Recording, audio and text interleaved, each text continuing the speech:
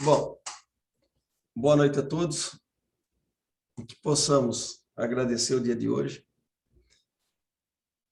contando com a espiritualidade amiga da casa, contando com Jesus, pedindo o amparo, o apoio,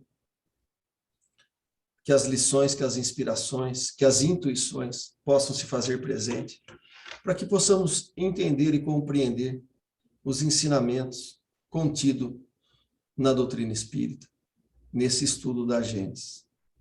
Que as nossas melhores vibrações também possam ser direcionadas para todos aqueles que sabemos que estão com dificuldade, que estão passando por necessidades, aqueles que desencarnaram recentemente, que todos possam receber o nosso carinho, o nosso afeto. Que assim seja. Bom, vocês, por favor, né, vamos batendo papo aqui e tentando compreender a obra. Eu vou colocar para compartilhar, que às vezes nem todo mundo tem a obra.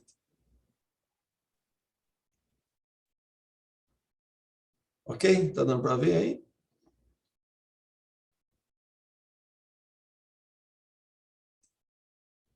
Tudo bem? Nós estamos aqui no item 7 do capítulo 3, o bem e o mal. O item 7, Kardec vai colocar: mas Deus, cheio de bondade, colocou o remédio ao lado do mal. Quer dizer, do próprio mal faz nascer o bem. Chega um momento em que o excesso do mal moral se torna intolerável e faz o homem sentir a necessidade de mudar de vida.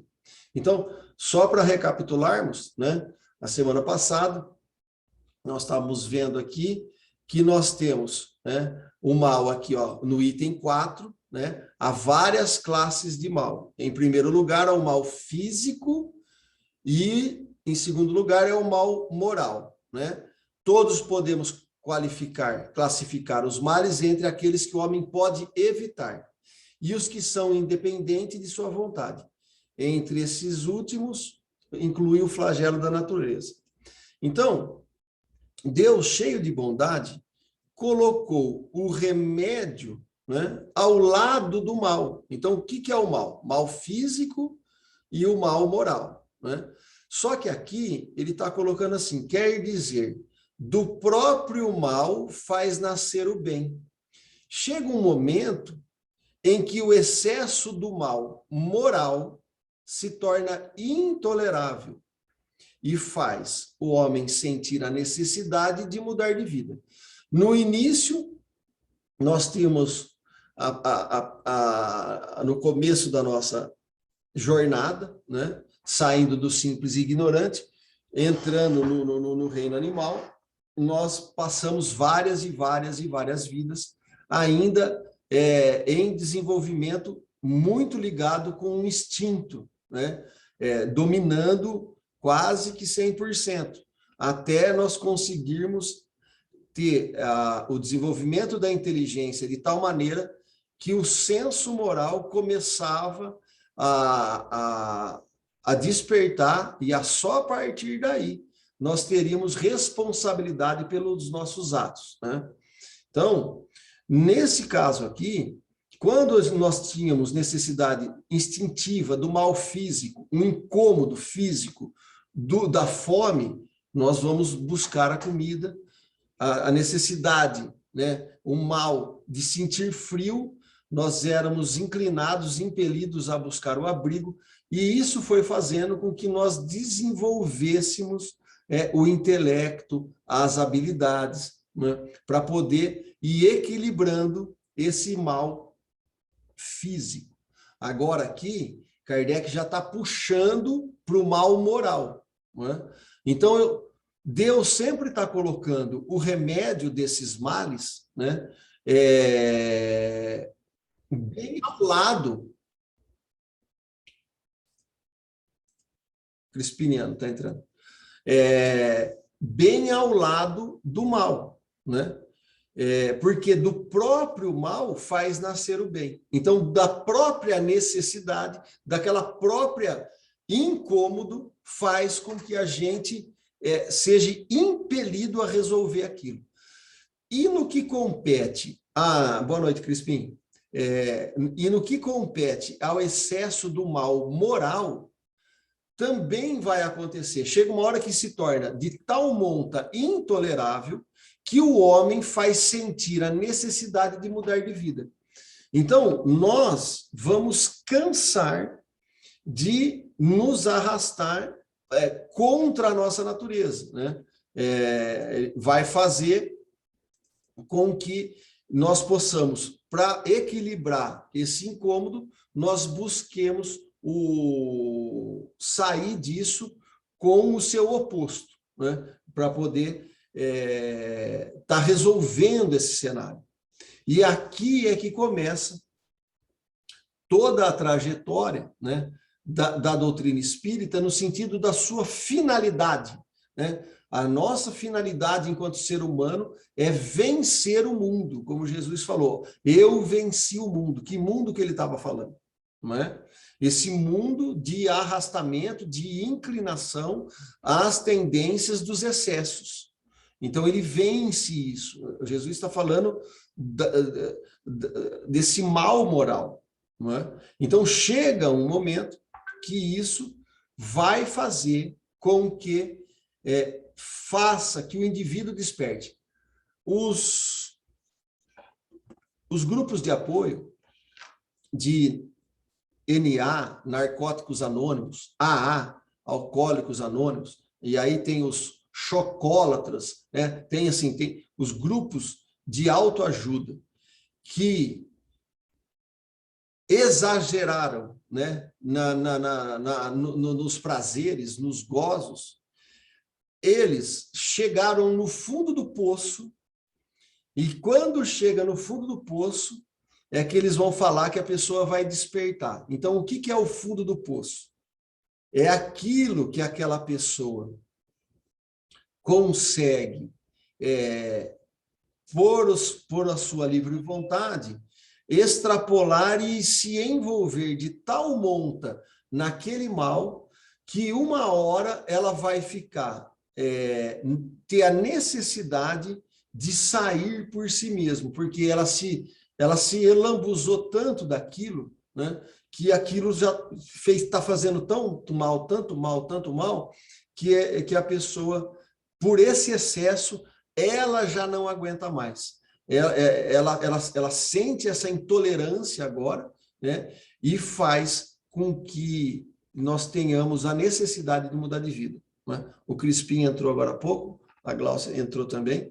Nós começamos aqui, estamos no segundo parágrafo, né, do item 7, do capítulo 3, o bem e o mal, né, onde Deus, cheio de bondade, colocou o remédio ao lado do mal. Quer dizer, do próprio mal faz nascer o bem. Chega um momento que o excesso do mal moral se torna intolerável e faz o homem sentir a necessidade de mudar de vida. Então, nós estávamos colocando aqui, nos arrastarmos a esses excessos, né, aonde nós extrapolamos o equilíbrio natural, isso passa a ser... não passa a ser natural, então nós vamos abusando através das buscas dos prazeres, das paixões desregradas, nós vamos inclinando contra a natureza. E aí a gente se afasta de Deus. Né? O que Kardec está colocando? Que mesmo que se a gente escolha o caminho dos excessos, o excesso vai ser de tal envergadura que nós vamos escolher, né, mudar de vida. Então, a gente estava dando um exemplo, né, do pessoal do narcótico anônimo, do alcoólatras, né, anônimo, o AA, o NA e outros grupos de autoajuda. O que eles falam? Né? Eles têm isso intuitivamente. Ele fala, olha, se a pessoa não chegar no fundo do poço, ela não vai mudar.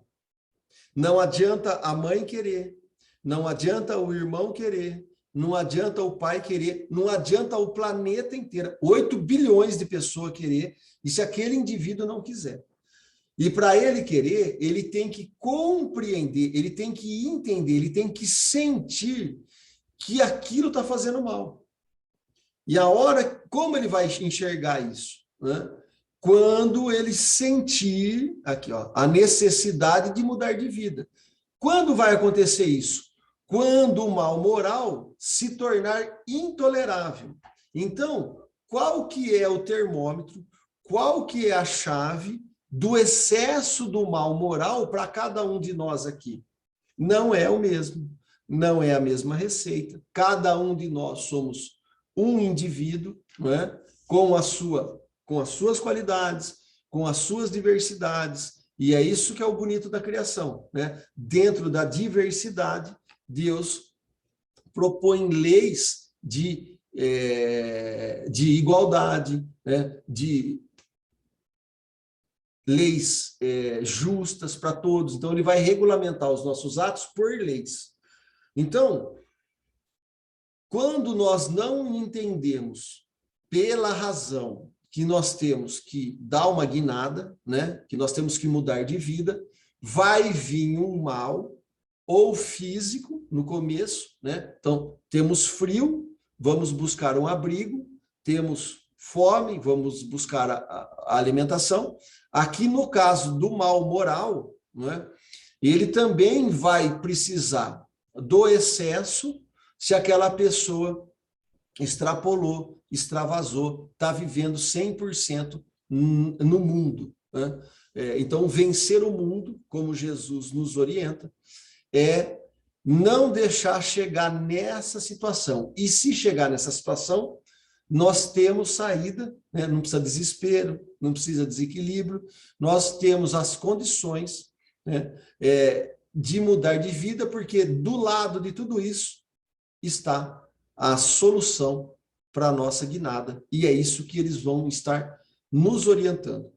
Então, instruído pela experiência, tem-se obrigado a procurar o bem, no bem o remédio que precisa, sempre em virtude do livre-arbítrio.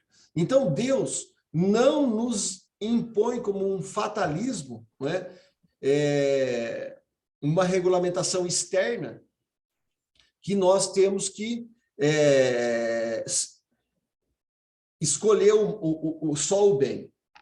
Ele, aqui não, olha, sente-se obrigado a procurar no bem o remédio que precisa, sempre em virtude do seu livre-arbítrio. Então, quem está no comando?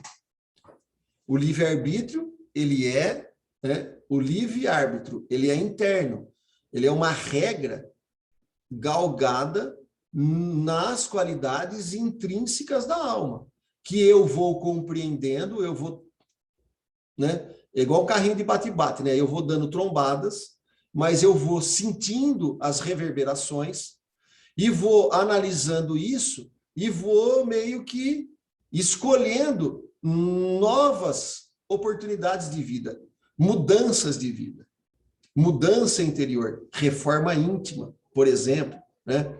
Como muito falado na doutrina espírita, quando toma um caminho melhor, é por sua vontade e porque reconheceu as desvantagens da outra estrada. Né? O Gilberto entrou, a Maria Helena está entrando, boa noite a todos. Vamos, se vocês quiserem ir falando aí, só abrir o microfone. Então, quando nós tivermos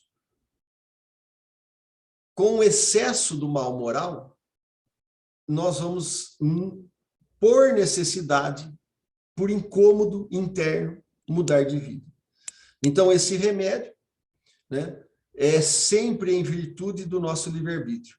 Quando nós tomamos um caminho melhor, é por nossa vontade e porque reconhecemos as desvantagens das outras estradas. Estou colocando no plural que eu estou lendo aqui, me incluindo. Então, a necessidade o compele a melhorar moralmente para ser mais feliz. E aqui é muito bonito.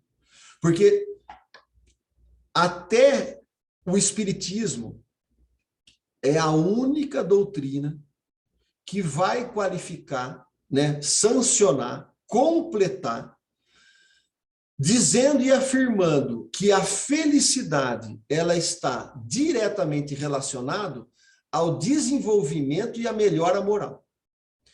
Sócrates começa com essa ideia, mas o Espiritismo a desenvolve, né? E isso é uma coisa que nós precisamos gravar, porque a felicidade ela está ao alcance de todos nós, inclusive aqui na Terra. Não importa a quantidade de evolução que eu tenha, mas cada avanço, cada escolha no bem, cada decisão minha de mudar de vida, daquela vida de uma hora atrás, que eu não fiz um ato que eu considerei certo, eu estou a caminho e já estou tateando a felicidade. Então, quanto mais eu me esforço, quanto mais eu me desenvolvo, quanto mais eu busco a virtude, né, através do livre-arbítrio e através do caminho da minha vontade, né, então de todo o meu coração, de toda a minha alma, né, de todas as minhas forças, né, sou eu que estou agindo 100% com esse objetivo. Então, a necessidade compele a melhorar moralmente para ser mais feliz. Então, a felicidade, ela começa a ser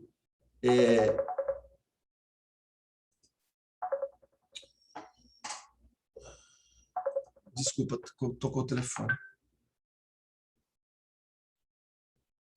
Deixa eu só pôr no silencioso aqui, para não tocar.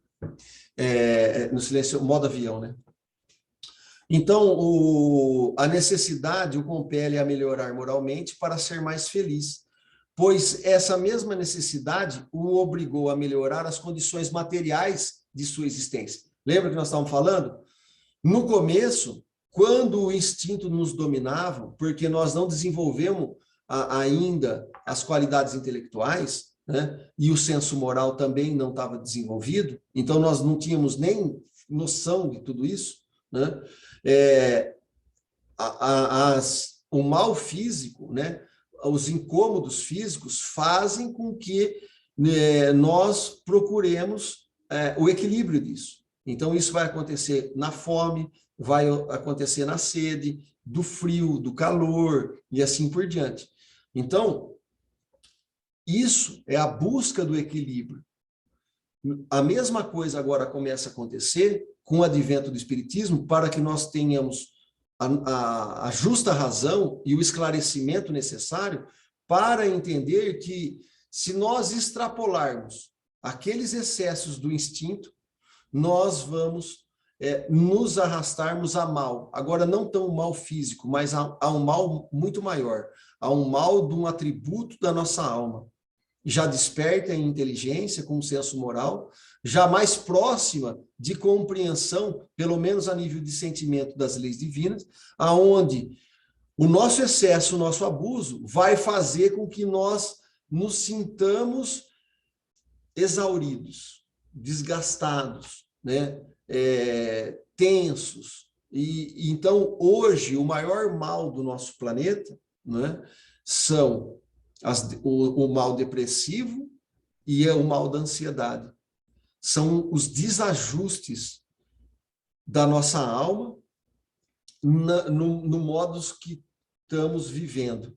Então, esse excesso, esse incômodo vai fazer com que a gente busque a necessidade de rever e mudar de vida. Então, o remédio está do nosso lado, está ao nosso alcance, basta que a gente possa realmente, como Sócrates propunha, né, começar a olhar para nós, ver os incômodos, como Santo Agostinho depois desenvolve tudo isso, né? Nós temos isso colocado no Evangelho segundo o Espiritismo, introdução e o capítulo 1, né? O Espírito Erasto vai falar no capítulo 1, olha, analisem a obra de Santo Agostinho, Confissões, vejam o exemplo.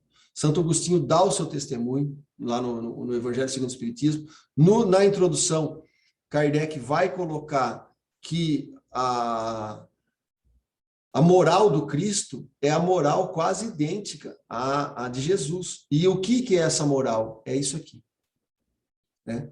É a moral no sentido de já estar desperto a começar a compreender o que nos faz mal e o que nos faz bem, né?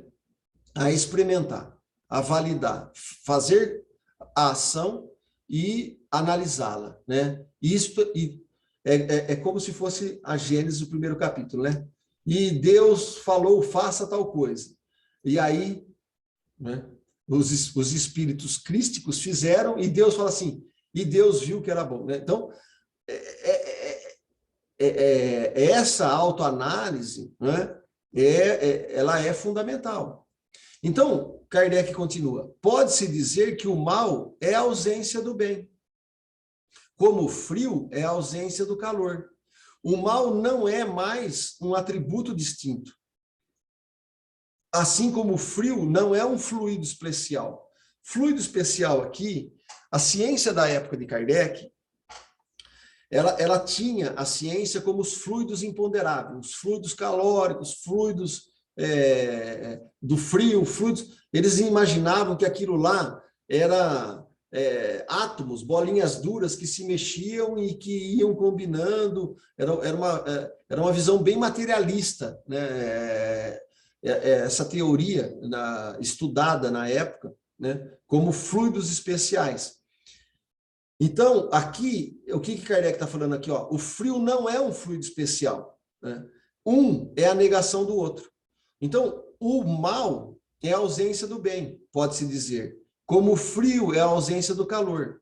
O mal não é um atributo distinto, ele não é uma coisa em si mesmo, né? Ele não é uma criação, ele não é um agente, ele não é uma força que está impulsionando-nos, arrastando-nos e nos impelindo a fazer ou não fazer tal coisa, externamente. Ele é a negação do bem. Eu, deliberadamente, não quero a escolha do caminho do bem. Eu escolho o caminho do mal. Nós vamos desenvolver isso aqui, né? Kardec vai nos ajudar. Onde o bem não existe, há necessariamente o mal.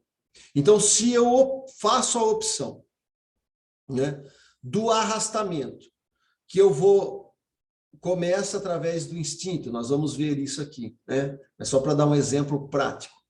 Eu estou com fome, então eu vou pegar uma caça, eu pego essa caça para me alimentar, e o meu estômago é o regulador se está bom ou se está ruim. Se eu seguir a natureza, eu vou comer um tanto que vai me saciar. E o resto? Bom, o resto naturalmente vai estragar e eu precisaria dividir isso, é o natural. Mas a minha ganância começa a falar mais alto, eu começo a idealizar coisas, então eu começo a agir de tal maneira que eu repilo, eu expulso o próximo e aquilo é só meu. Quando eu começo a fazer isso, eu faço a opção não do bem, mas eu nego o bem. Eu nego o bem para o outro. Lembrando que o bem é o bem para todos, nos incluindo também. E o mal? O mal é o bem só para mim, ou o bem só para minha família, ou só para minha esposa, ou só para o meu grupinho, né, que eu me afinizo. Esse é o bem egoísta, que acaba se tornando o mal, porque eu nego o bem ao outro, que não é a da minha casta, né? Quem é o próximo na parábola de Jesus, né, do doutor da lei? Para ele, naquela história, o próximo era só o da casta. O da casta dos sacerdotes, o da casta do Levi. O resto, o samaritano, as outras 10 tribos eram renegadas. Então, aquelas 10 tribos, que se tornou a Samaria, elas acabaram sendo excluídas. Então, quando Jesus fala, né, o que está escrito na lei? Amar a Deus sobre todas as coisas e o próximo como a ti mesmo. Isso já está no Antigo Testamento. E Jesus responde, então, vai e faça. E aí o doutor da lei pergunta assim, mas quem é meu próximo? Porque aí está a questão. Porque ele, na sua cabeça, ele fazia o bem para os seus.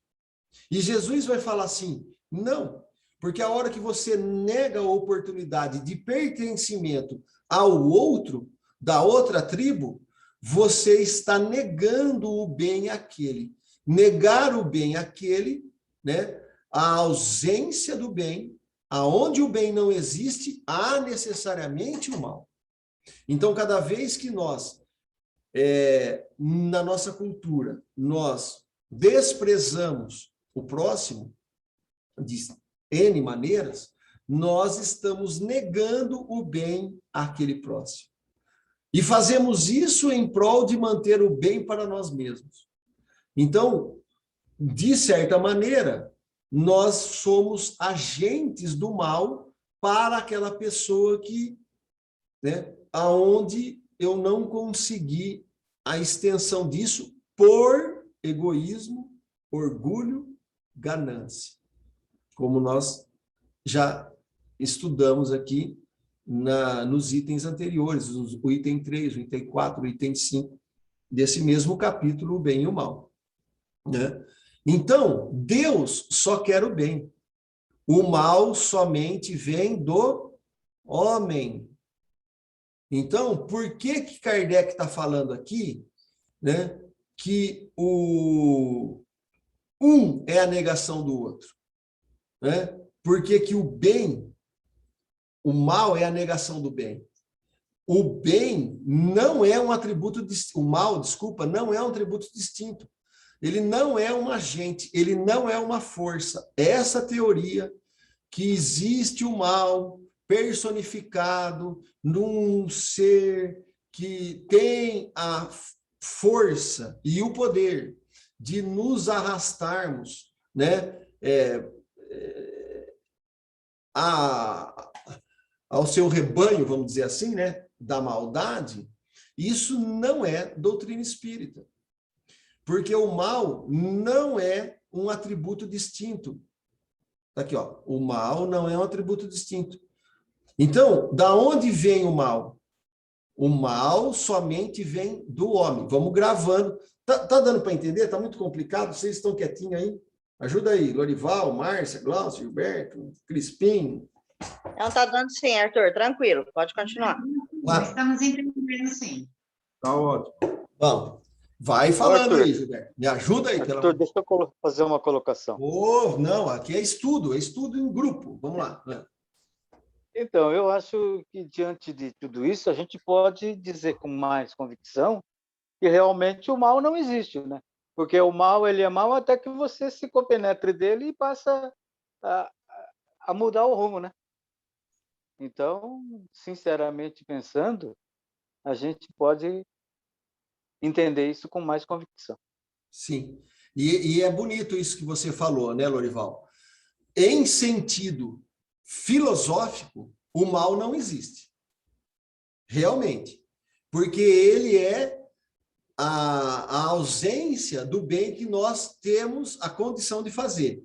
Mas, né, na realidade das nossas relações, ele acaba existindo por impulsão nossa, né? Então, ele não existe como uma força, ele não é um atributo. Ninguém criou isso, Deus não criou isso, os cristos não criaram isso, ninguém está atrás disso.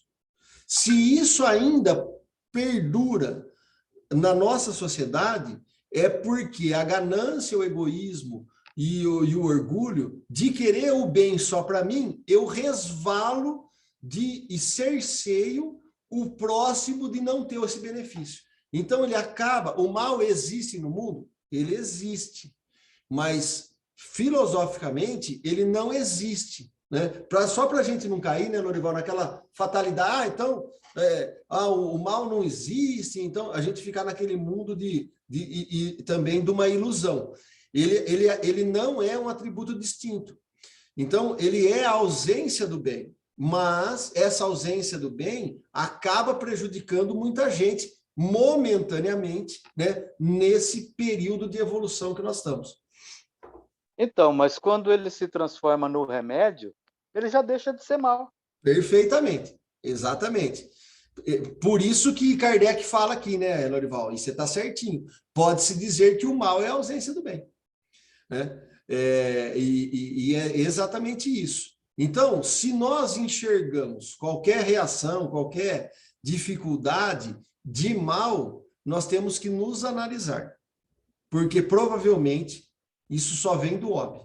Então, não podemos, com isso, atribuir uma culpa à divindade, uma culpa ao acaso, à má sorte, a, sei lá, a mau presságio, como a gente às vezes gosta, né, de desculpar-nos, né, e aí a gente mantém a mesma postura do quê? De nulidade. E se eu estou na nulidade, eu já estou praticando ou proporcionando o mal.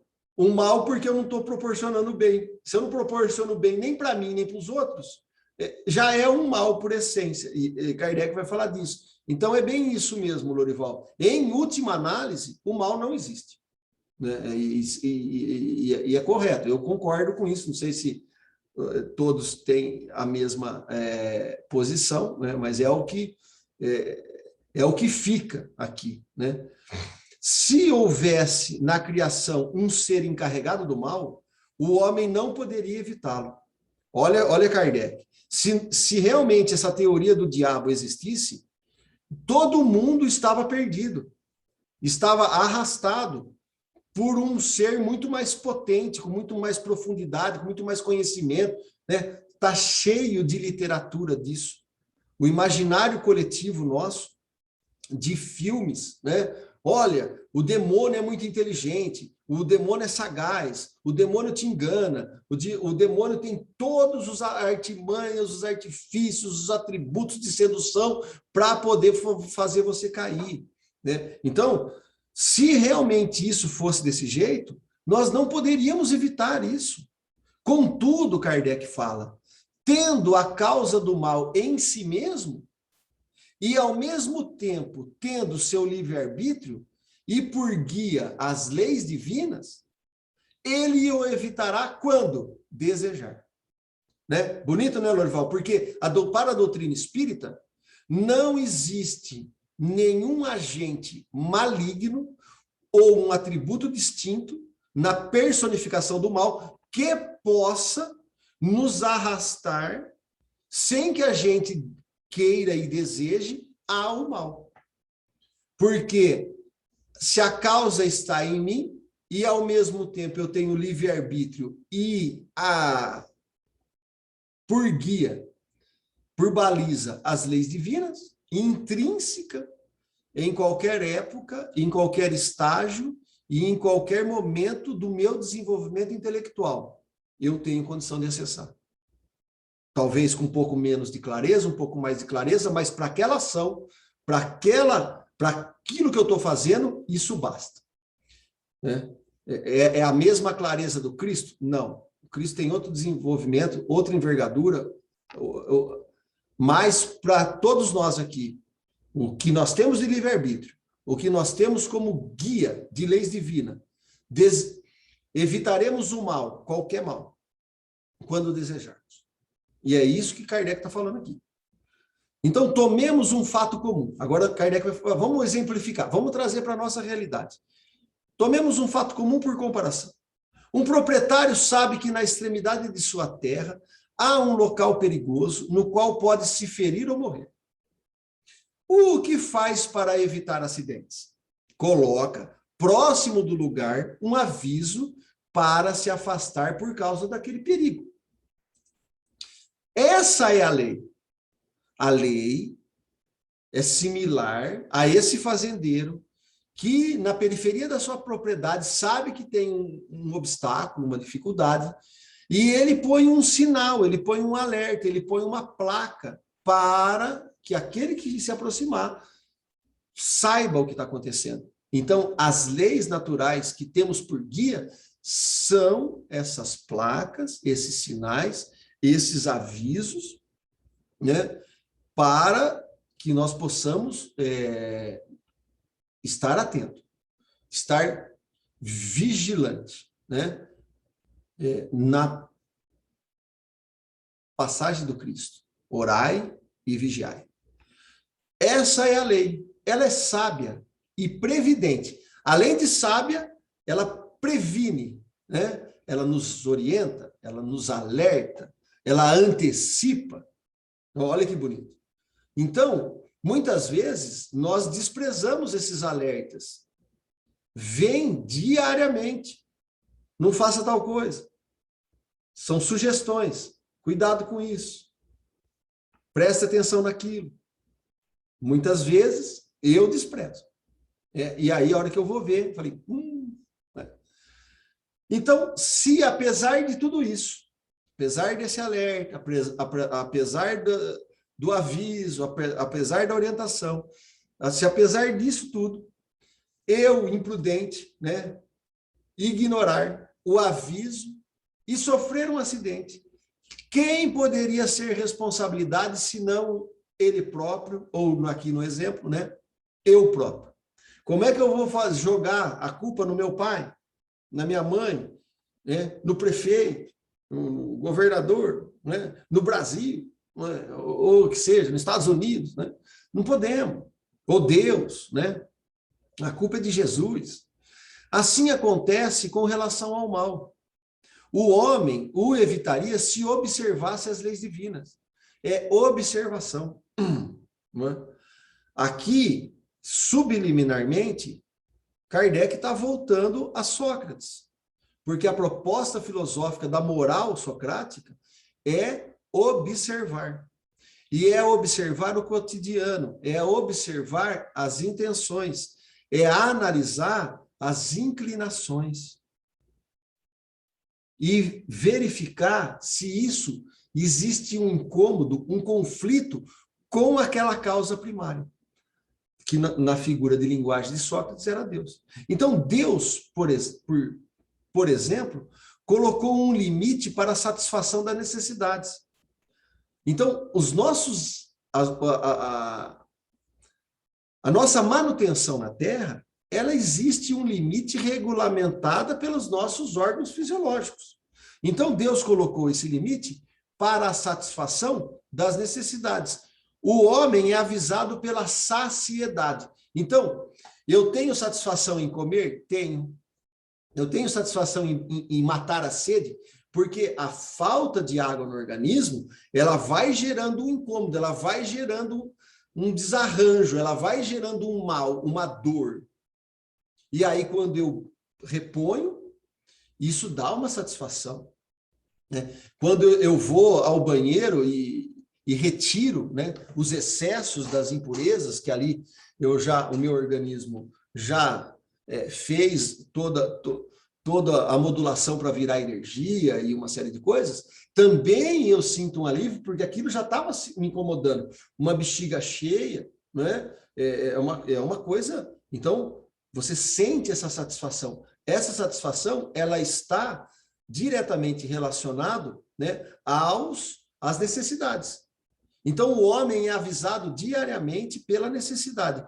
Aí é que começa a história. Se ele ultrapassa esse limite, ele age voluntariamente. A doença ou as fraquezas do corpo, a morte que podem resultar desses excessos, dessa ultrapassada de limite, são obras nossas e não de Deus. Então, nós temos o mal físico que não podemos evitar, como as calamidades, como as degenerações naturais dos nossos órgãos. Tem. Mas, o quanto nós aceleramos isso, o quanto nós buscamos atalho para isso, né? Voluntariamente. Então, a doença e a fraqueza do corpo, a morte, que resultam disso, são obra nossa.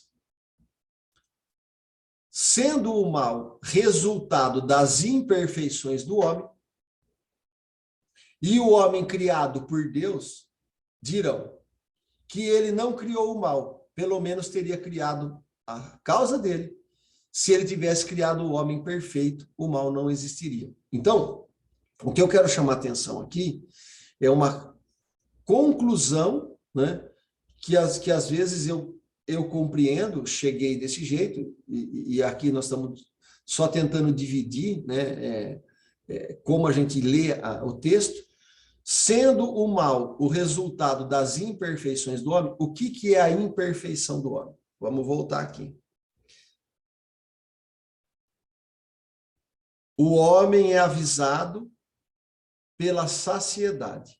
Se ele ultrapassa esse limite, age voluntariamente. Doença, fraqueza, morte, que podem resultar disso, são obras suas. Isso resulta em, sendo o mal resultado das imperfeições do homem. Quando eu estou inclinado a esse excesso, eu desprezo as leis naturais, eu desprezo o guia, né, dessa lei, eu desprezo a previdência, eu lambuzo-me nos excessos, eu crio imperfeições. Então, assim, é possível o homem criar imperfeição? Kardec vai falar. Item 8, aqui do bem e o mal. Sendo o mal resultado das imperfeições do homem, e o homem criado por Deus, e aí aqui ele está colocando aqui duas coisas ao mesmo tempo, né? Poderíamos falar, e o homem criado por Deus dirão, né, outros, que se ele não criou o mal, pelo menos ele criou a causa do mal, né? Se tivesse criado o homem perfeito, o mal não existiria, né? Isso é uma teoria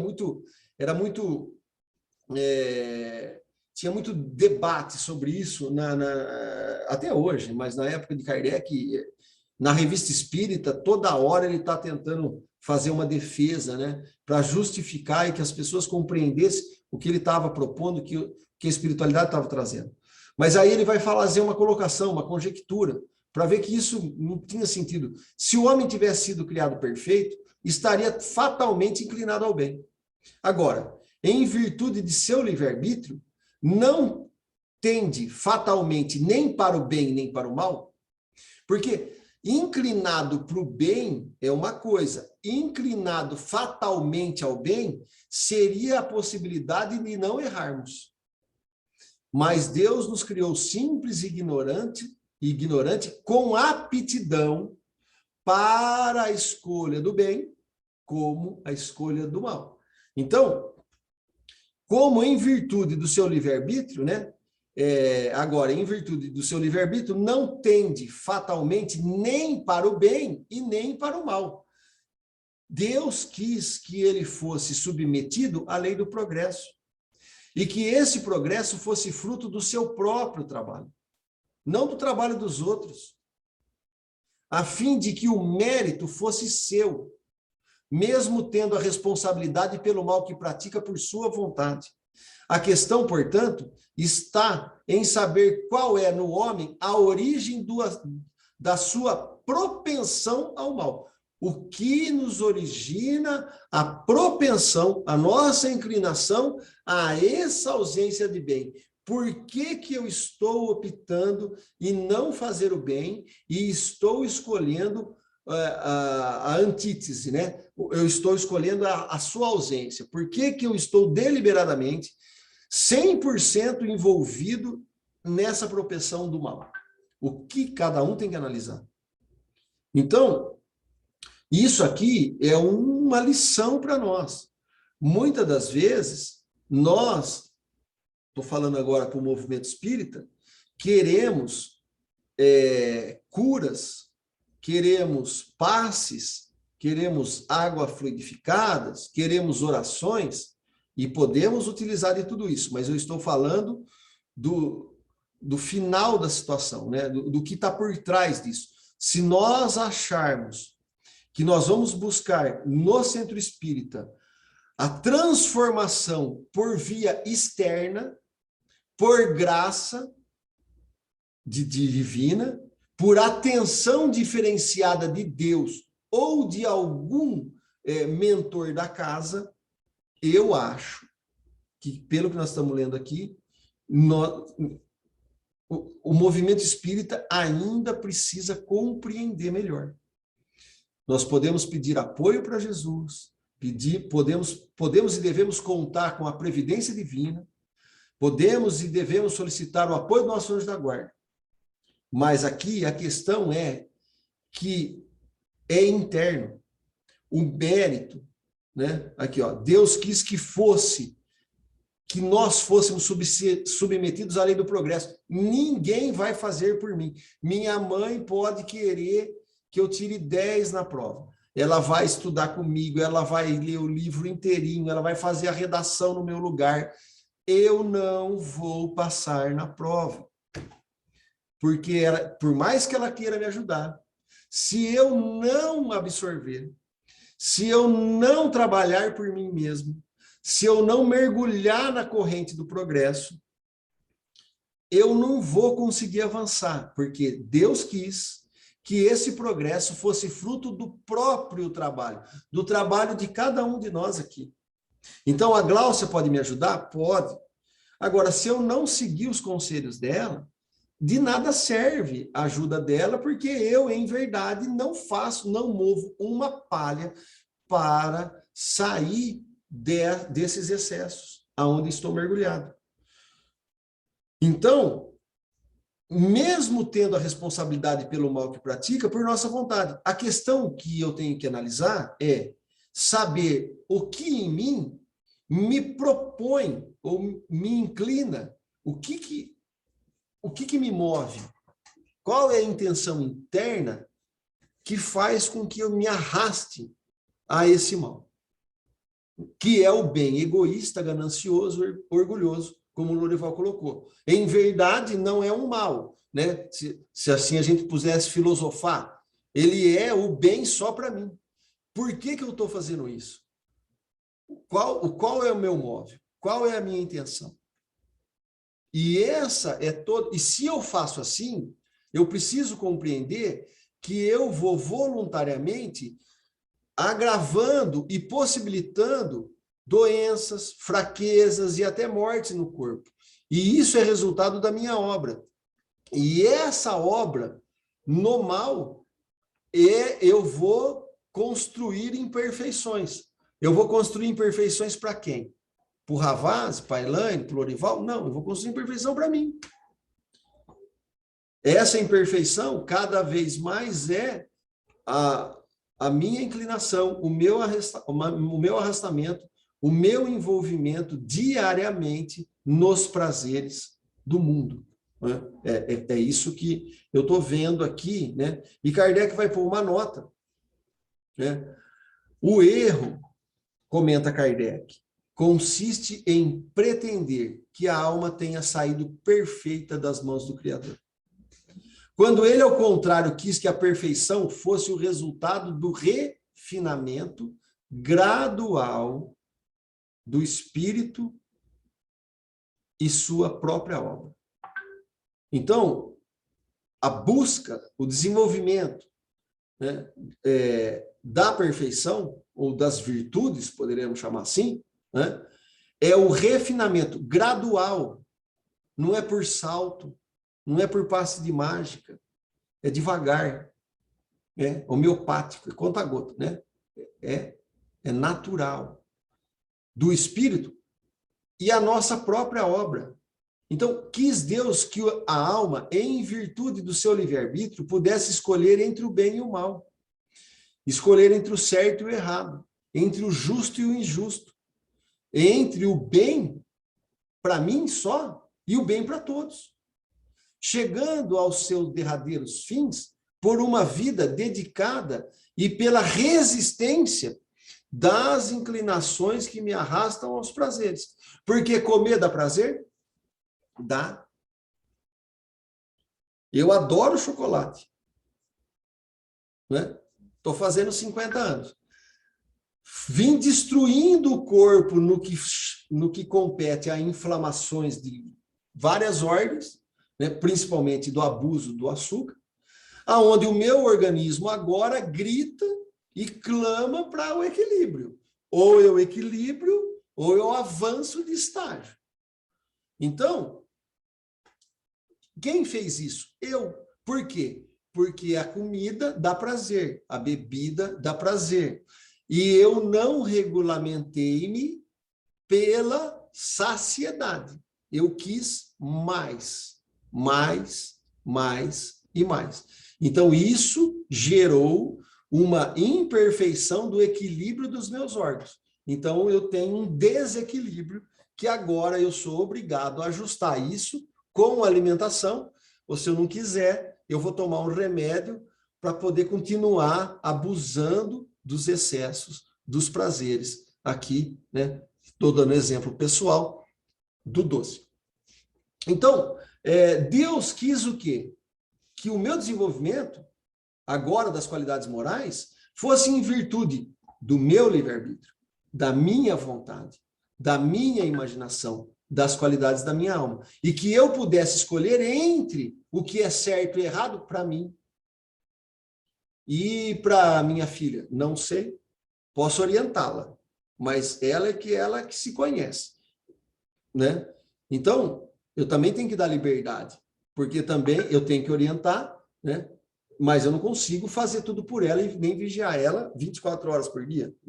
Seria até um contrassenso, né? Então, se eu chego aos seus derradeiros fins por uma vida dedicada e pela resistência do mal, então me arrastei para a bebida, resisti. Me arrastei para a droga, resisti. Me arrastei para o chocolate, resisti. Eu estou inclinado a resistir a esse mal, que, para mim, já me incomoda. Então, se Deus tivesse criado a alma com uma perfeição à sua semelhança, e que saindo de suas mãos, ele a tivesse ligado à sua beatitude eterna, Deus a teria feito não à sua imagem, mas semelhante a si mesmo, a si próprio.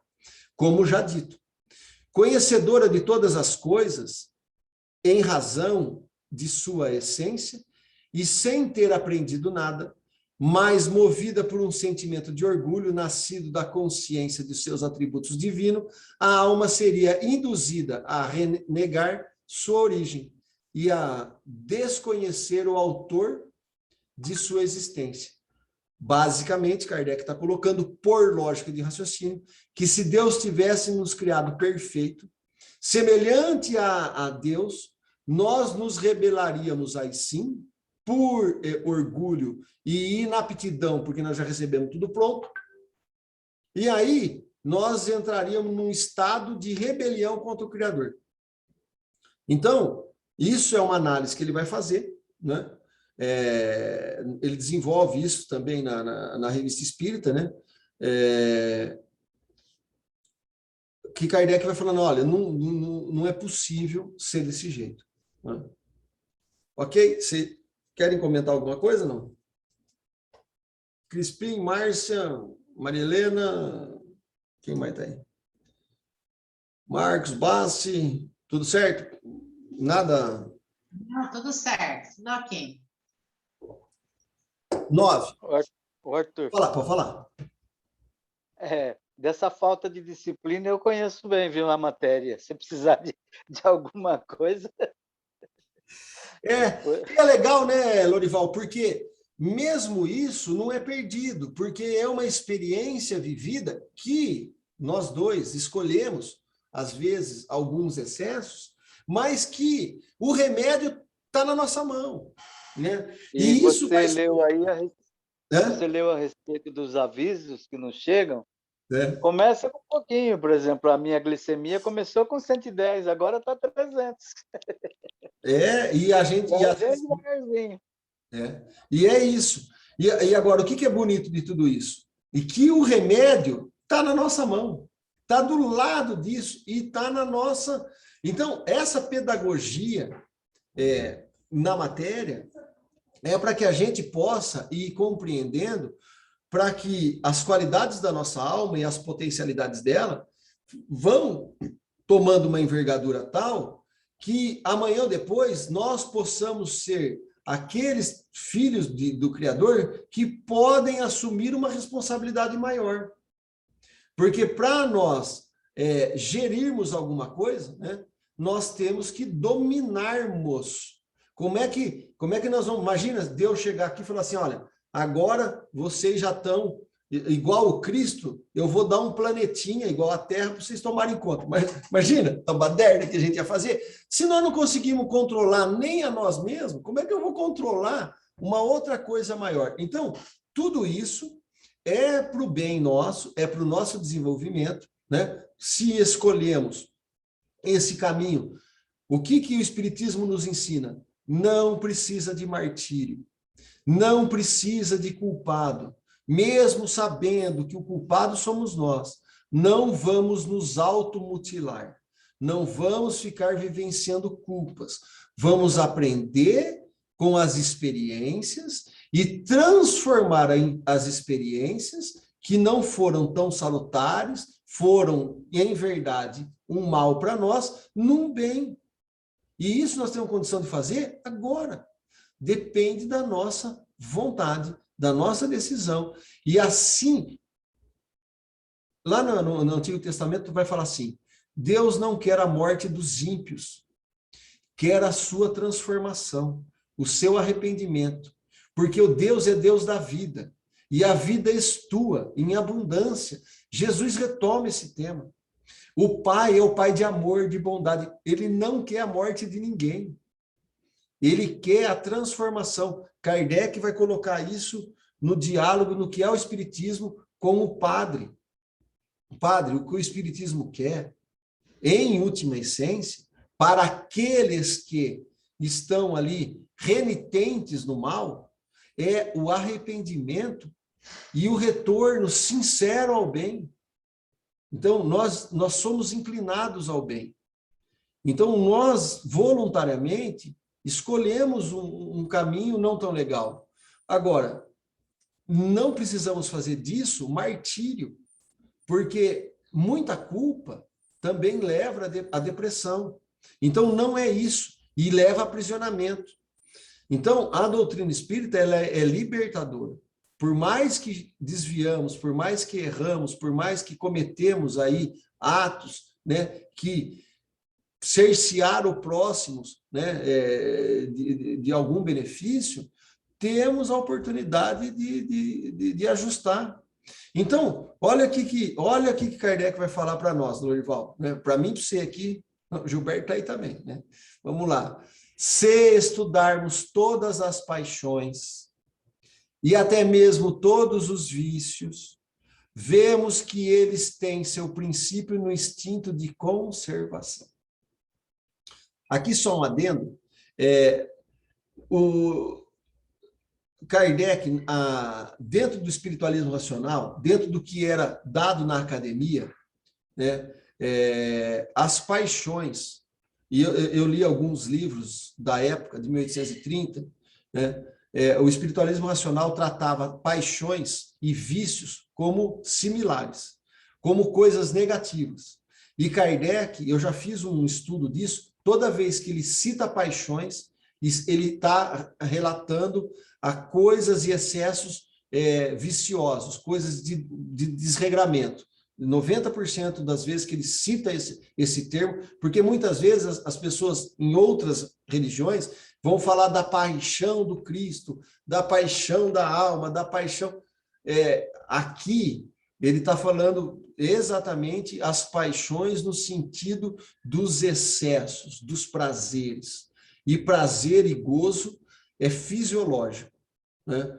Então, felicidade e infelicidade, Kardec vai ser uma doutrina que os espíritos vão falar. Felicidade e infelicidade é inerente, está diretamente relacionada às qualidades da alma. Prazer, dor, vai estar relacionado às qualidades do corpo. Então, se estudarmos as paixões e até mesmo todos os vícios, vemos que eles têm seu princípio no instinto de conservação. Como que se dá isso? Esse instinto, em toda a sua força, está no animal e nos seres primitivos, que estão mais próximos da vida animal. Quem são esses seres primitivos? Aqueles que não desenvolveram a inteligência suficientemente para ter o livre-arbítrio desenvolvido no sentido de responsabilidade pelos atos. E isso vai se dar, não é nem na primeira e nem na 100ª encarnação, como está lá no Livro dos Espíritos. Talvez a partir da 1000ª. É só um símbolo. Ó, isso aqui não é assim, né? O canibal lá, ele é instinto primitivo, 100%. Né? Então, a responsabilidade dele não tem nada a ver com a nossa. Então, as responsabilidades, qual, segundo as suas obras, a quem mais, né, mais responsabilidade, mais será cobrado, né? Jesus vai falar disso, ele tá remontando a esse tema aqui, né? Então, no começo, é instintivo 100%, em toda a sua força, nos animais e nos seres primitivos, que estão mais próximos da vida animal. Ele domina sozinho, o instinto nesses estágios domina sozinho. No animal, o instinto, que é uma espécie de inteligência, domina sozinho. E nos seres primitivos também. Porque entre eles ainda não há o contrapeso do senso moral. O senso moral, ao contrário de outras doutrinas, como Kardec estava falando aqui, né, não nasce perfeitas da mão do Criador. Para o Espiritismo, como nos ensinado, nós fomos criados simples e ignorantes. Todo mundo sai do mesmo ponto de partida. Então,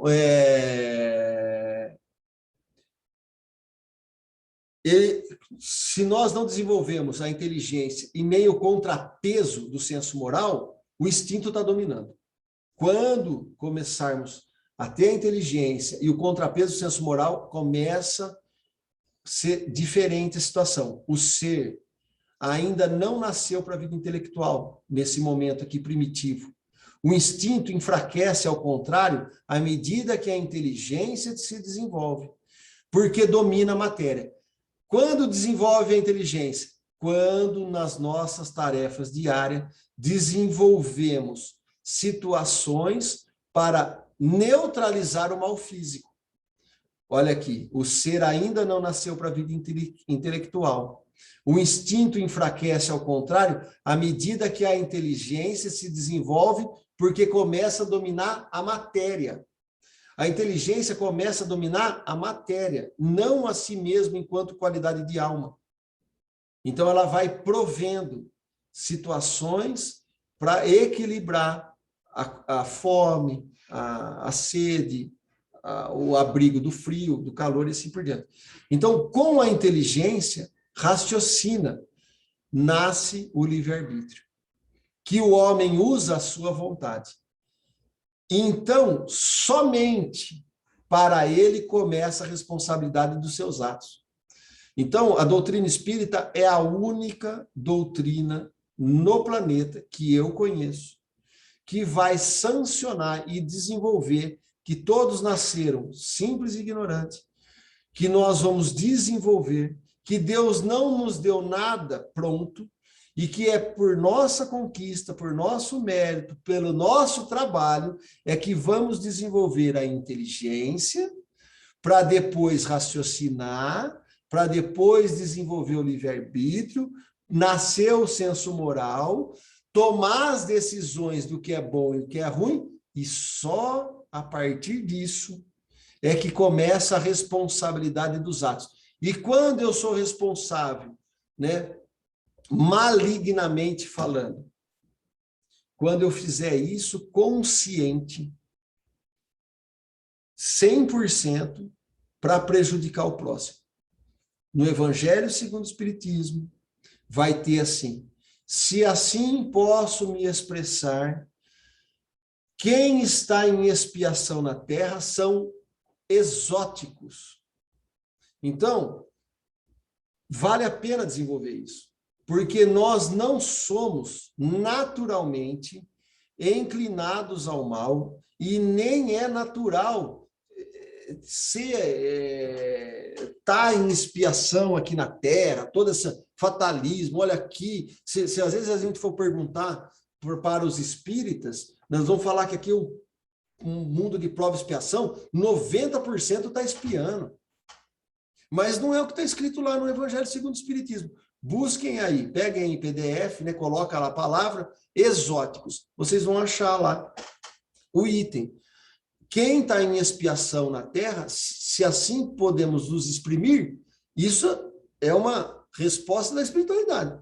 São exóticos, são poucos que realmente são aqueles empedernidos que estão conscientes 100% de não fazer o bem só para si. Ele está fazendo o mal para o outro, deliberadamente. Esses são exóticos.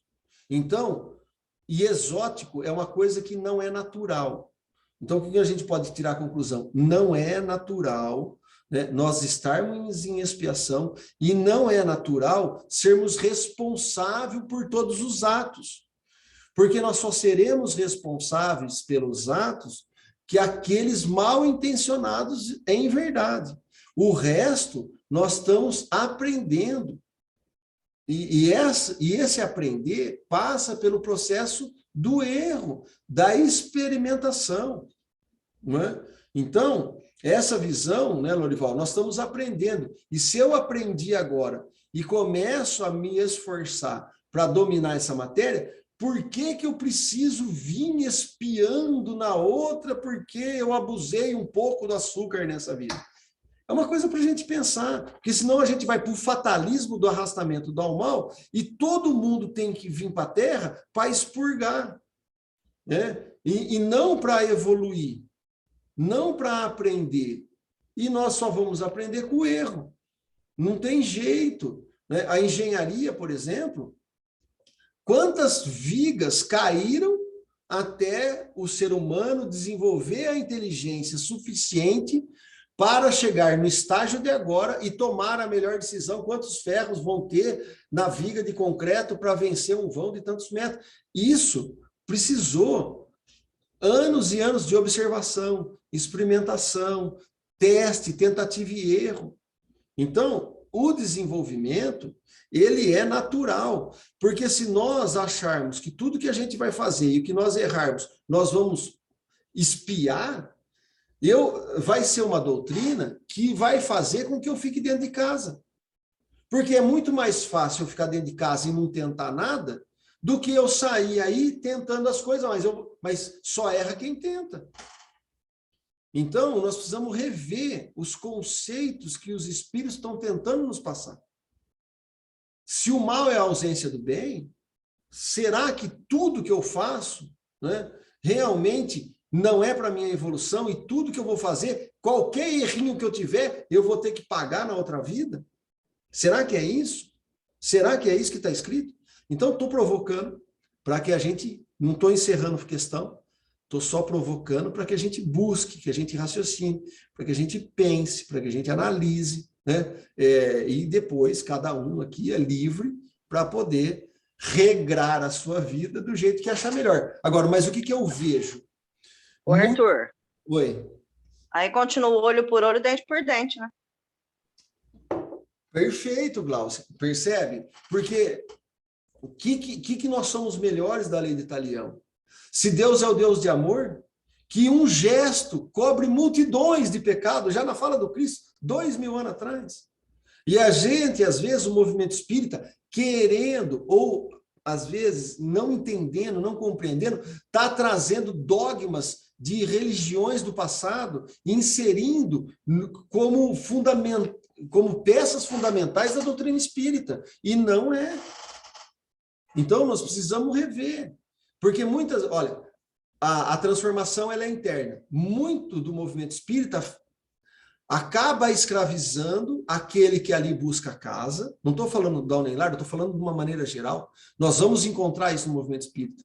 Acaba escravizando que se a pessoa não for lá tomar o passe, ela não consegue se libertar. Se ela não tomar água fluidificada tantas vezes, sei que, ela não vai conseguir libertar. Se não prender o obsessor na cadeia espiritual, não sei, né? Ela não vai conseguir se... Então, esse tipo de coisa é terrível.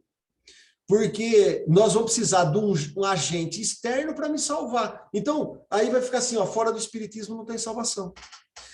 Fora da reunião mediúnica não tem salvação. Fora da água fluidificada não tem salvação. Aí é o olho por olho, dente por dente, negócio. Então, não estou falando aqui que não podemos e devemos utilizar dessas ferramentas de apoio, de auxílio, mas não podemos ser escravo desse tipo de coisa. Né? O passe, por exemplo. Se nós formos analisar o que Kardec está falando, Kardec saia dando passe em todo mundo? Né? Eu não vejo isso, eu fico procurando, eu não vejo. Então, o passe, na minha concepção, ele tem duas finalidades. Para quem está doente fisicamente, o passe é válido. Para quem está desequilibrado espiritualmente. Fora essas duas, para que passe? Um estudo, uma prece em conjunto não serve? Então, são coisas que eu estou colocando para a gente refletir. Né? Não estou fechando questão. Mas eu acho ainda que nós precisamos, né, pensar. Por quê? Porque é através da inteligência que se desenvolve a razão, e através da razão se desenvolve o bom senso, que se desenvolve o livre-arbítrio, que se desenvolve a tomada de decisão, que está inerente à nossa vontade, e somente da nossa vontade deliberada e dos nossos atos, né, que vai ser a responsabilidade do que nós estamos fazendo ou não. Né? Então, nós vamos precisar aí relendo, porque eu vou relendo a obra e eu vou chocando comigo mesmo. Puxa vida, eu pensava assim, acho que não está certo. Né? Então, o destino do espírito, no item 10, é a vida espiritual. Essa é a finalidade. Mas na primeira fase de suas existências, não está no plural, desculpa, mas nas primeiras fases de sua existência corporal, ele só possui necessidades materiais para satisfazer. Com essa finalidade, o exercício das paixões é uma necessidade para a conservação da espécie e dos indivíduos, materialmente falando. Está vendo que paixões Kardec atrela ao desenvolvimento fisiológico? Com essa finalidade, o exercício das paixões é uma necessidade para a conservação da espécie e dos indivíduos, materialmente falando. Porém, saindo desse período, possui outras necessidades, a princípio, semi-morais e semi-materiais, depois, exclusivamente morais. É então que o espírito domina a matéria, na medida em que se liberta do seu jugo, avança pela vida adequada e se aproxima do seu destino final. Que destino? A vida espiritual. Quando vai acontecer isso? Quando nós dominarmos 100% a matéria. Quando vamos dominar 100% a matéria? Quando nós desenvolvermos exclusivamente o nosso senso moral. E isso não é para agora. Por isso que nós não podemos nos culpar. Menos culpa, mais vida. Porque senão nós vamos ficar remoendo em culpa. E remoer em culpa é ser ferramenta de obsessor. Porque ele vai ficar incitando esse sentimento de culpa e eu vou ficar preso nisso. Então, o bem está na minha mão. É então que o espírito domina a matéria, na medida em que se liberta do seu jugo, avança pela vida adequada e se aproxima do seu destino final. Então, remoer em lamentação, eu não avanço e nem me liberto do jugo. É libertado, tira. Doutrina espírita, errou, não tem problema. Vamos começar de novo. Vamos reparar, vamos ajustar, vamos refazer. O que é a expiação, né? Que é tão terrível para nós, às vezes, assim. O que fala lá?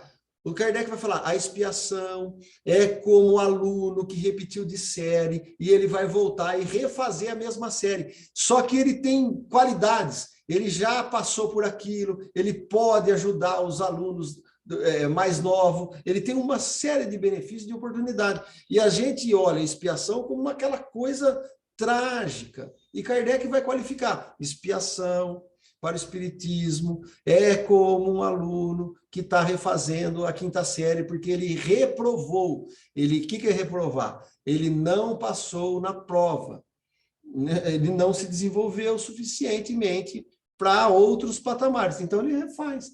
Por que refazer a prova precisa ser uma coisa trágica? Né? Por quê? Não necessariamente. Não é? Se Deus é o Deus de bondade, Deus de justiça, Deus de amor, né? Então, se ao contrário, deixa-se dominar pela matéria, se atrasa e se identifica com os irracionais. Então, se eu deixo me dominar pela matéria, o que acontece? Atrasa e se identifica com os irracionais. Isso aqui nós precisamos prestar muita atenção. No movimento que está imperando sobre o mundo, no materialismo, né? Aonde o mundo está falando mais alto, eu deixar-me arrastar por essas orgias, por esses desregramentos, por esse excesso dos prazeres, pela destruição das qualidades da alma, porque o cerceamento do livre-arbítrio, o cerceamento da imaginação, o cerceamento da nossa vontade, e aí o abuso e o envolvimento nas drogas, no sexo desregrado e assim por diante, o que vai fazer com a população, de uma maneira geral? Está falando aqui, ó, nessa situação que a matéria nos domina, eu vou me arrastar e vou me identificar com os racionais. Tem uma pergunta que Kardec coloca no Livro dos Espíritos, que ele vai falar assim, o que aconteceria com o ser humano se ele voltasse para as suas origens, lá saísse do processo de sociedade e voltasse ao nômade? E a resposta é a recrudescência do egoísmo. Isso é muito forte, né? Quer falar, Lorival?